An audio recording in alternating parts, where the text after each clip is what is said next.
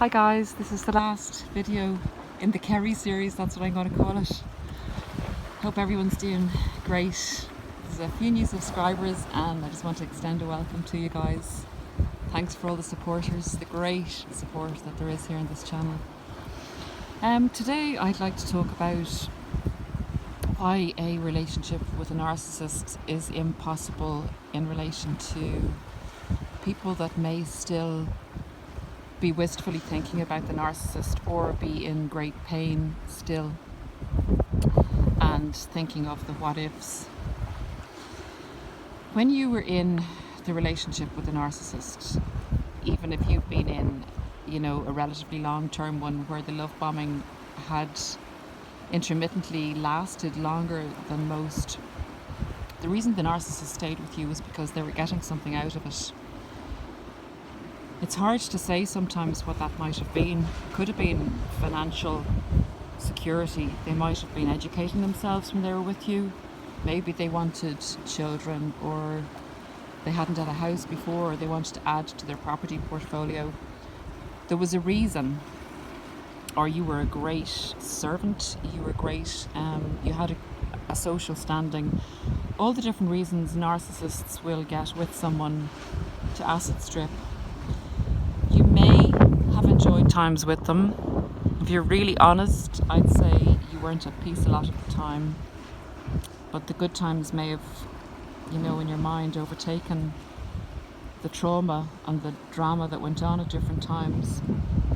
Or you may have found your sustenance and happiness in other parts of your life. Thinking back on that time as a happy time, sure, think back on the happy times and keep them as happy memories. But while you were having those happy times, I can guarantee you the narcissist was cheating on you. They were grooming, conditioning, or cheating in some way, whether emotionally or physically. They were looking around all the time to see if there was a better option. Also, the part of you that may have been really proud to be with this person and proud that you felt that you had a successful relationship maybe, and really happy to have a partner and to be able to socialise with other couples and feel a sense of not loneliness maybe, or a sense of just pride that you actually were with someone that you thought a lot of and you'd managed to achieve a loving relationship, in inverted commas. Well, you were feeling really proud and loyal and praising the person you were with to other people and saying how happy you were. The narcissist was chipping away at you with other people to gain attention, basically, and also to lay the groundwork for a smear campaign or justification for when they were going to leave you. At the back of their mind, they always cover all possibilities. Even at that stage, if they weren't thinking this is going to end, at the back of their mind, they know within themselves that they're not capable of sustaining a long-term relationship unless the person is. And here we have it. The narcissists will be semi-loyal to a lost soul. This is just what came to me today as I was finishing a little run on the beach here, thinking about narcissists and loyalty and how it just doesn't go hand in hand with them. They can't be loyal because they have to be loyal to their false mask, so being loyal to someone else won't allow them to do that. And then I was thinking, well, there are people they go back to,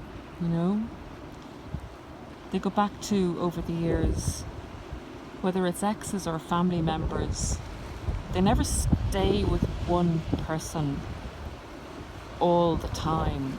And as I say, if they are with one person, they've been using them as a home-based lust. So they usually change relationships and change the dynamic of the relationship they may have with family members also, because abusing people is part of their emotional regulatory process. So they know that it won't last with one person for very long because the abuse cycle will start. So they're always changing relationships, having new friends and losing friends, having arguments with family members, etc. But they do go back to some people. They do have maybe 1 or 2 or 3 people that they'll go back to in times of need. A handful of people. And in my view, these are the people that are willing to renege on their souls, to lie down under the narcissist and let them lie on top of them and smother them and take comfort from them. The people that will have no sense of self, institute no boundaries, and will totally serve the narcissist's every need and always be a fan.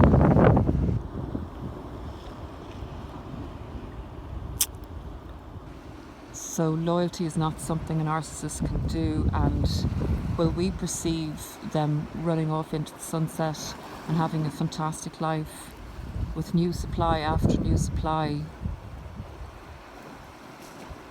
They're doing the same over and over again. In fact, they get worse. As they get older, they get worse. They've learned a lot more new tricks, and they can become a lot more convincing and a lot more cruel when things don't work out for them and they have to discard or devalue. They can get to the point where they actually do severe damage. They can actually end up murdering someone physically, never mind psychologically and emotionally.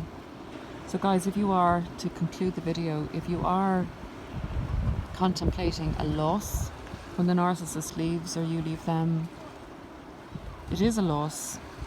It's a loss of a tortured life. It's a loss of a cheater. It's a loss of someone who's speaking against you behind your back while you're embarrassingly and humiliatingly going around telling people what a great relationship you have. It's an illusion, a delusion. And it's not something you deserve to be in. You deserve more light in your life. You are light. You deserve so much more than this very damaged human being that has to go on from one relationship to another, that can't sustain anything worthwhile, that appears charming and happy and is the exact opposite inside, that's mentally unstable. They're actually a patient. You have to look at them as a mental health patient, and it's not something that can recover from. It's a progressive disease. It's a terminal mental health condition because it never leaves them, and it brings about quicker deaths because they're reckless and they destroy things, and they usually end up in a very poor position in relation to people support and financial situations. Even though midway in their life they may look like they're very successful, they're not capable of holding on to anything or building anything. So it's a sad existence, but don't get caught up in it because you don't deserve the result of their abuse. You don't deserve to be a casualty for their choice of life, for their choice to bully and abuse people and hate people and destroy and harm and cause immense pain. Keep out of the way of a dark force like that. Stay in the light.